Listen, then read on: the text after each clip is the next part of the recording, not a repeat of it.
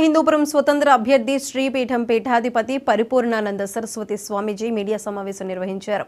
తన గెలుపు తర్వాత హిందూపురంలో పార్టీలకు అతీతంగా ప్రతి ఇంటికి ₹1,00,000 లబ్ధి చేకూర్చే విధంగా ప్రణాళిక రూపొందిస్తారని చెప్పారు. రాష్ట్ర ప్రభుత్వం ఇచ్చే సంక్షేమ పథకాలకు సంబంధం లేకుండా ఈ ప్రణాళిక తయారు చేస్తామన్నారు. కేవలం 2 సంవత్సరాల వ్యవధిలోనే ప్రజలకు ₹1,00,000 అందే విధంగా కృషి చేస్తానని తెలిపారు. ఈ నెల 10న హిందూపురంలో జరిగే బహిరంగ సభలో ప్రణాళిక గురించి ప్రకటిస్తానని అన్నారు. అసెంబ్లీ నియోజకవర్గానికి స్వతంత్ర అభ్యర్థిగా అగ్గిపెట్టి గుర్తుపై పోటీ చేస్తున్నాను.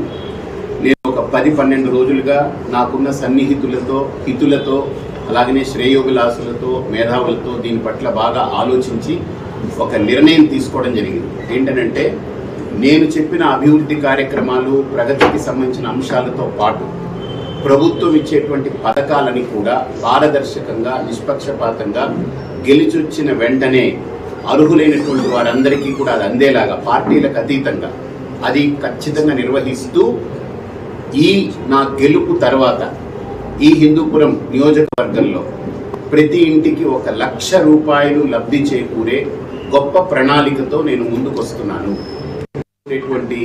ఆ ప్రణాళికని ఇంప్లిమెంట్ చేస్తాము. దానికి 1 సంవత్సరం పట్టొచ్చు, 2 సంవత్సరాల లోపు పూర్తి చేయాలనేటువంటిది మా ప్రగాఢమైన సంకల్పం. 2 ఏళ్లలో పూర్తి అయిపోతుంది. ఎందుకంటే ఇది నేను ఒక్కడే కాదు, ఇది నేను ఒంటరిగా చేయాల్సింది. నేనేదో ఈరోజు 1 నెల 2 నెలలు అంటే సరికాదు. సరిగ్గా సంవత్సరం నుండి 2 సంవత్సరాల్లో అయితే కార్యక్రమం అయితే వచ్చిన 3 నెలల తర్వాత మొదలు పెట్టేస్తాం. వాళ్ళకి ₹1,00,000 లబ్ధి చేకూరేటువంటి ప్రణాళిక అది ఏమిటి, అది ఎలాగనేటువంటిది అద్భుతంగా తయారైంది.